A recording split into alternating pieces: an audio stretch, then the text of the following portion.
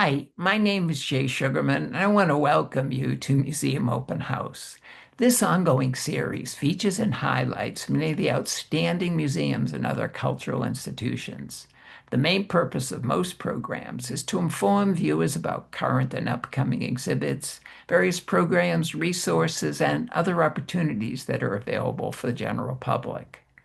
Today, via Zoom, we're delighted to welcome David Cowen, President and CEO of the Museum of American Finance, the nation's only independent museum dedicated to America's financial history. This is an especially exciting time for the museum. After many years in New York City, the Museum of American Finance has opened its new home in Boston's historic Seaport, a fitting location in one of America's oldest centers of commerce, innovation, and revolutionary history. The new museum offers visitors an engaging and interactive journey through more than 4 centuries of financial history, featuring everything from the nation's founding fathers and early banking system to entrepreneurship, investing, financial markets, fintech, and even an AI-powered Alexander Hamilton, who invites visitors into a conversation with one of America's most influential financial architects. During the program, David will share the museum's noteworthy history and mission, discuss the development of its new Boston home, highlight some of its most fascinating exhibits and artifacts, and explain why financial literacy is more important today than ever before. Let's start by meeting David and then finding out all about the Museum of American Finance. Welcome, David. So delighted to be able to be here. Thanks for that opportunity to showcase the Museum of American Finance. Just a few days ago, I had the wonderful opportunity to visit the museum, was so impressed with what it had to offer. The extent that you and your colleagues and associates have put into this development is just outstanding. From the technology, the galleries, the exhibits, the incredible collection of artifacts. So eager to hear more and have you inform viewers. But before we jump right to that, I think it would be of interest if you just briefly share maybe a little bit about your background, professional interest, and why and how you became involved with the museum. I've been here 17 years, Jay, but it combines a lot of my interests and passion. The first being history. I've always enjoyed that, studied it throughout my years, as well as education, come from a line of educators, public school teachers like yourself, Jay. And so very interested in that component of it. Also about finance. I did work on Wall Street for a number of years. And so it brings it all together for me. And then what you said is correct. We've had a lot of time to think about how are we going to bring this to the public because we know that finance is intimidating to most people. Maybe not to you, Jay, but to your average American and lots of people, it's a scary topic. So how are we going to approach this with them getting an understanding of the financial system? And imperatively, by the time they leave, what does it mean to them? And so we figured out how to couch that by teaching the lessons through what we call public, private, and personal finance. Public finance, what does it mean to the government? Personal finance, that's you, Jay, and your listeners. Private finance is companies. And the same themes of budgeting, credit, risk, and risk management being insurance and investing. Well, in the public realm, Alexander Hamilton had to worry about that. And we've got his actual budgets from 1792. Incredible. So if Alexander Hamilton had to worry about a budget, so do you in your own life. He had to worry imperatively about the credit rating of the United States. You too, in your own life, need to think about your credit rating. And one day you're going to want to buy a house or you're going to want to buy a car, and you best have good credit. And by the way, our credit was horrible when Hamilton Mm. first assumed the mantle. So there are teachable moments, but we do it in a way that democratizes it, make it interesting and engaging for all. Oh, definitely accomplish that in spades. Can you share a little bit before we go on a sort of behind the scenes tour, a little bit about the planning and the process of creating the museum, challenges, who was involved, contributions? So that's a very large question, and there's been so many people. Let's start with our own staff. And many of them do not have a finance background, but they have a museum background. And so it's the combination of them with our guest curators, Professor Richard Silla, who is our nation's finest financial historian. He's a member of the American Academy of Arts and Sciences. And I Oh, always like to say that the world-renowned Neil Ferguson has said in print and once at our own museum, the only one he would defer to is Dick. So we have acknowledged experts. Mark Higgins, who wrote a book, Investing in U.S. Financial History. Again, these are all friends of the museum, helped us curate this, as well as Rahul Arora on the currency and Rick Edelman, who's very well known, Edelman Financial Engines. He's on our board of trustees, as is Dick Silla, by the way. Dick is a former board chair, but coming together with people like Rick to bring these valuable lessons out to Americans. We're so thrilled to do it. And as you're saying, most people don't know what to expect. And so we always generally just meet or even beat any visitor expectation. We haven't mentioned it yet. You've got nothing to lose. We are free of charge. You're right, Jay. We want great. no barriers to entry to anyone who wants to improve themselves or learn about the financial system. One other thing I just want to backtrack on is we are with a core mission to preserve, exhibit, and teach about our nation's finances and financial history. And I just want to lay out what that means. Please. Preserve is our archive, and we arguably have to have, the greatest archive of American financial history. As I like to say, sort of tongue in cheek, but other museums have George Washington's false teeth. We've got his treasury bonds, naturally. Um, Exhibit is sort of self-explanatory. It's what we're doing, but really the core piece is teach. And you mentioned financial literacy, that's financial education. I'm going to tell you straight on, our nation is financially illiterate. It is really upsetting. And the Federal Reserve says like something like half of Americans don't even have $400 in emergency savings. And so this is something that is not often talked about or talked about in a meaningful way. And we see it all the time when visitors come through. We can open their eyes, we can help them to understand this system a little better and make it more impactful in their own lives. One last piece, we're a Smithsonian affiliate. We're not a grand Smithsonian. We don't get governance, we don't get funding, but we can powerfully borrow from the Smithsonian. Lastly, I wanted to address, you said, well, how do we end up in Boston, right? Well, this is an interesting, not straight line journey, but a number of years ago, we had a flood in New York and then COVID hit. And COVID was horrible. Well, you know this for all museums, very tough time. Yeah. At that moment, though, we weren't open and we started to reassess. We are the only independent museum like this in the nation. And where should we reimagine ourselves? And so we solicited, I wrote many cities, many, towns, and said, we have this asset, this wonderful museum. Might you be interested in partnering up with us? And as you know in life, isn't it timing always? Yeah. Whole Commonwealth Pier was happening. They were looking for a community partner that would be free like ourselves. And don't mistake it, we are paying rent, and this is not an inexpensive area. But the point is, they were looking for something like us. And it was amazing. It was a very difficult Perfect. application process, 116 pages that we put in, interviews, but we did obviously, get the space. And it's really exciting because so much happened in Boston related to finance that most people don't realize. We have a full gallery dedicated to what we call Hub of Innovation. This is all about Massachusetts and all the firsts that took place here. The first coins in colonial America, 1652. The first paper currency, colonial America, 1690. The first lottery tickets, 1744, Massachusetts, and on and on and on. First bonds in the 1750s. Mm, Go straight through to today where there's the spiders from State Street, or Fidelity, which has done a lot of things for innovation with finance, including a recent one a few years ago to help student debt and help mm. companies match the gifts of those people to help them pay down their student debt once they start in the corporate world. So there's just so many firsts going on that it ended up being a really natural fit.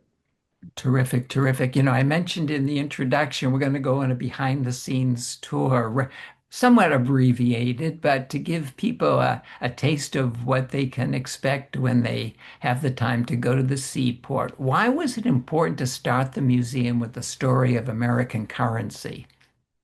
So that's an interesting question. And the point here, Jay, is we want you to forget what you were doing a minute before you walked in the museum. Finance, scary topic. Well, let's get something everybody knows and they're beautiful. All right. And the way we displayed them, and we talk, when I talk with the curators, they said no object labels, make it all Ah, interactive, but let the artwork pop and stand for itself. And then you can go in depth next to it with the touch screens. And so there's artistry, there's symbolism, and there's security in these notes, and you can explore that further. And then we hit you things like the movie money that people don't realize is really fake, are the bait packs that tellers use that explode if, God forbid, there's a bank robber. And quite frankly, it goes all the way back to the beginning of our country. We've got the first coins, 1652, here in Massachusetts, pine tree shillings. And guess what? There's copies and duplicates and frauds made right away. We've got one next to that. Hamilton's creation of a first quasi-central bank. We've got the proof, real notes, but right above it, right away, there's counterfeiting. So this has been going on forever, but there's so much to see. And there's so many gorgeous notes. There's hundreds of them. You could spend hours in this gallery. And we've had a couple visitors do exactly that. oh, it's incredible the range of items you have in there.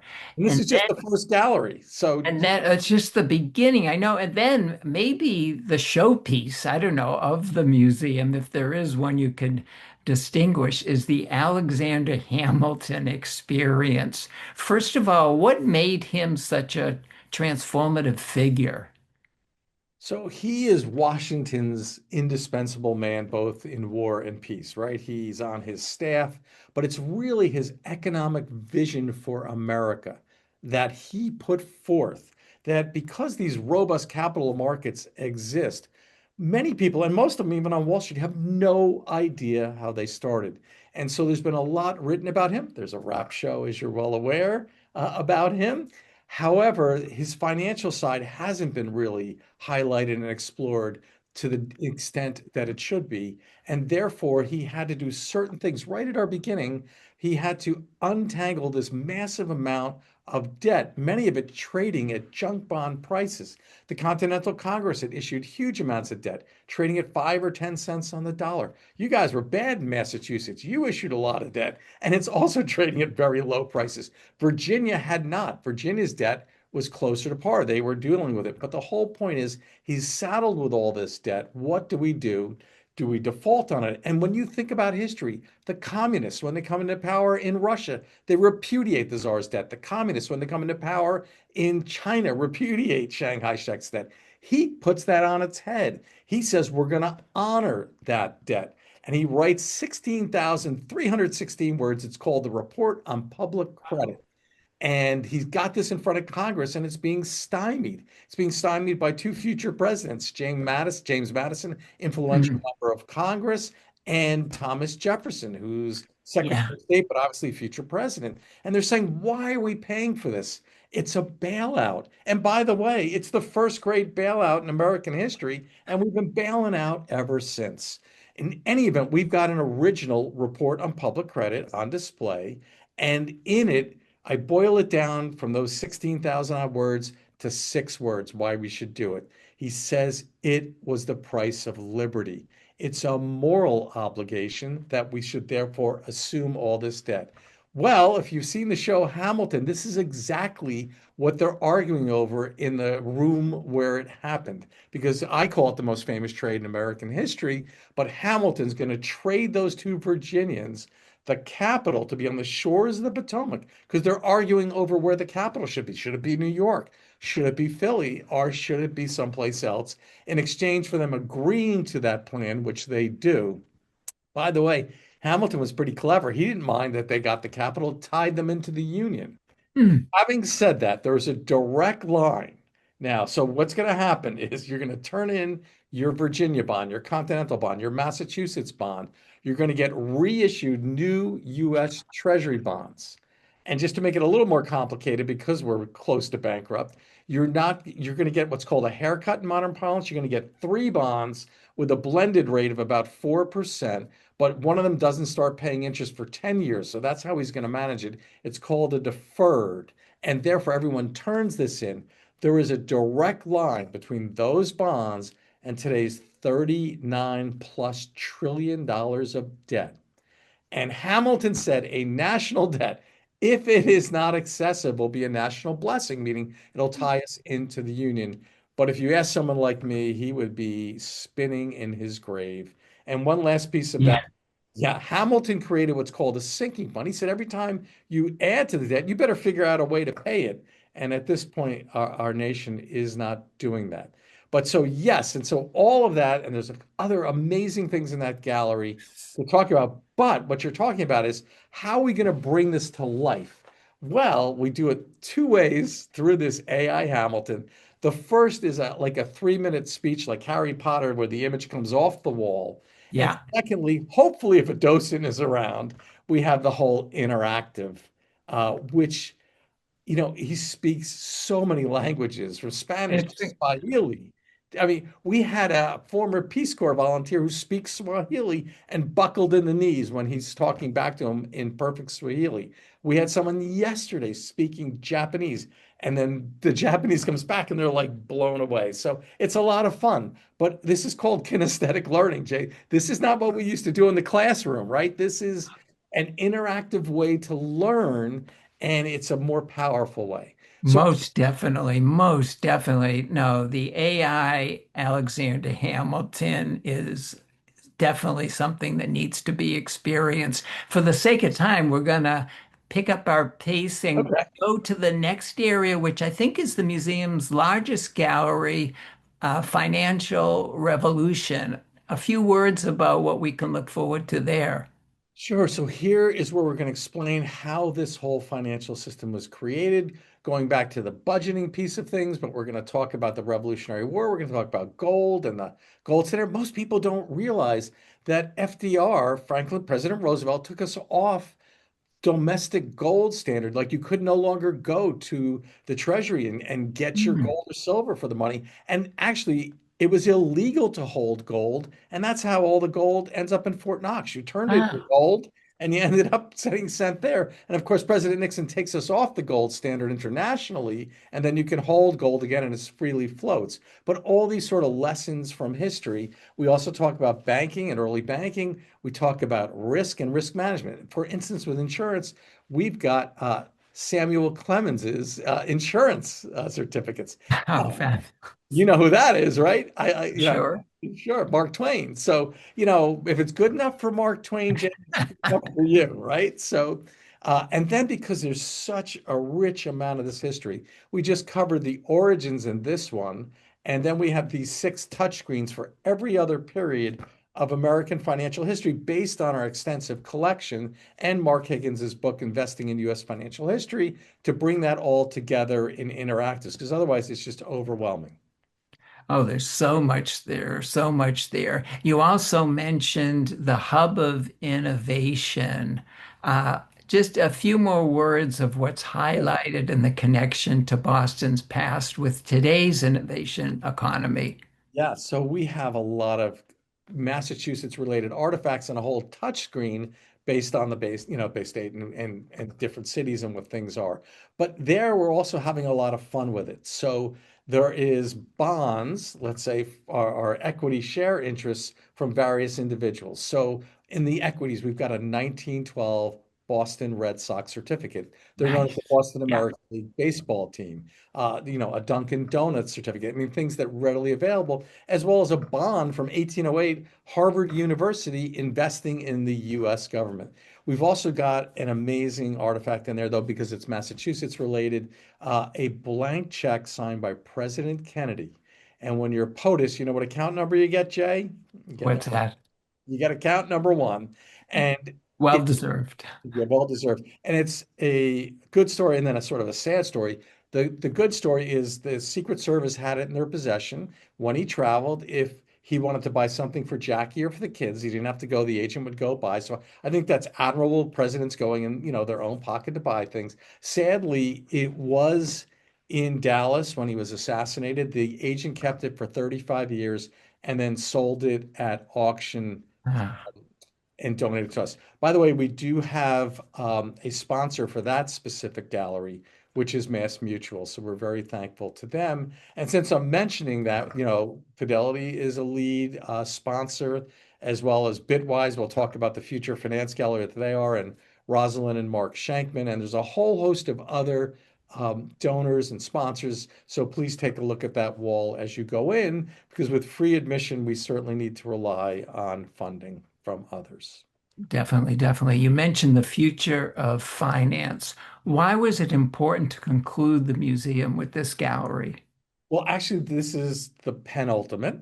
We're going to Right. talk about personal finance at the end, but imperative because things are rapidly changing and the blockchain and crypto and tokenization. And for a lot of people, especially over 30 or 40, they're like, what is this? And so we couldn't shy away from it, and therefore we explain it, and it's amazing. I've had two visitors, one of them a former professor at MIT, uh, who said, "Now I finally understand blockchain. Like I didn't get it." And so, but also things like tokenization can democratize finance, and we're explaining that. And of course, there's pitfalls in all of this, but in a very easy to comprehend way, we describe the future of finance. And Jay, I really think in 10 years, the landscape's going to be so different in this, and this future will become much more of a reality. Building on that, which emerging financial technology do you think has the greatest potential to reshape our lives? Blockchain, I think everyone will get on board to say that that is so revolutionary. When you first started investing, it probably took 5 days to settle, an equity. Now it can be done almost instantaneously. So these are big strides.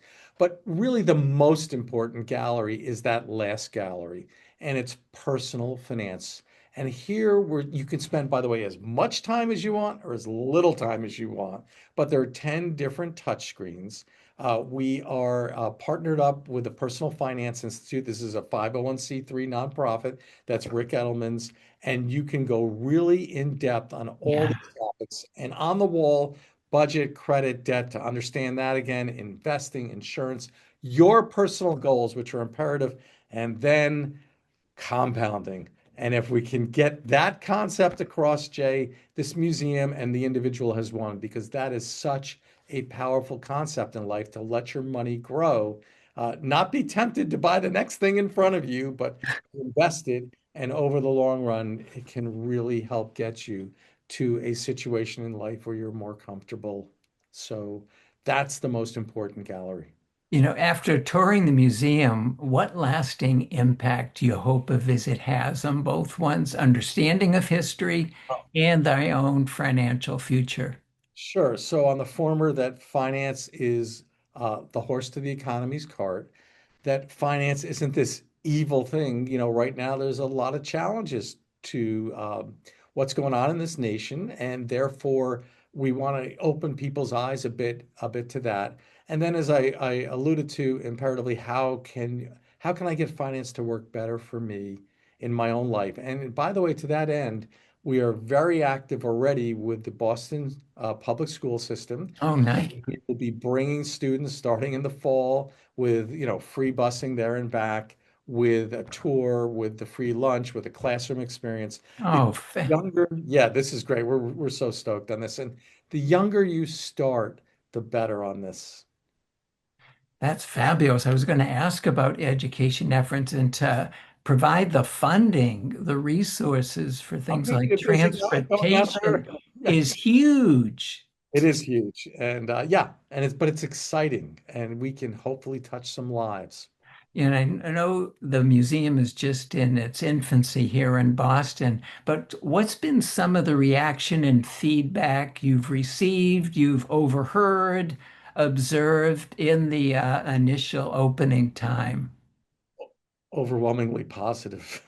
I can't, it's staggering. And I like things like you reaching out is just, one example. But we were on the front page of the business section of the Globe. We've been on Hmm. CNBC. I was on NBC Channel 10, right? And it's just been a wave of opportunities. And, it's good for us because we don't actually have a large marketing budget, Jay. So this is great free press, candidly, for the museum. So I'm so thankful to people like you reaching out to us.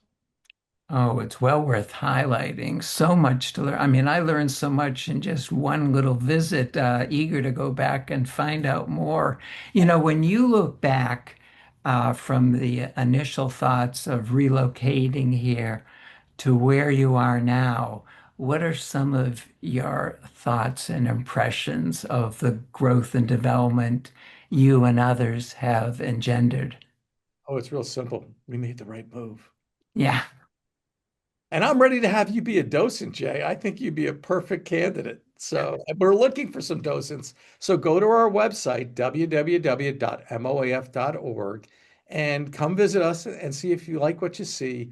I, by the way, in my youth was a docent for many years, and it's a great way to get out. And so we are open Wednesdays through Sundays, 10 to 4. Our late night is Thursdays. We're open till 7. Terrific, terrific. You mentioned some of the education efforts upcoming. What are some other soon to be or future plans related to the museum? So we do a lot of events, not started yet here in Boston. We will be at some point. If you go to our website under events, you're going to see a plethora of them. One of them that we do that you can sign up, and everything, by the way, we do is free of charge. Yeah. We're in conjunction with the New York Public Library, where we do an 8-part series on topics of finance. It's really an introduction, and we push through a lot of people on this. And you can be in Boston and take a Zoom because it's all over Zoom.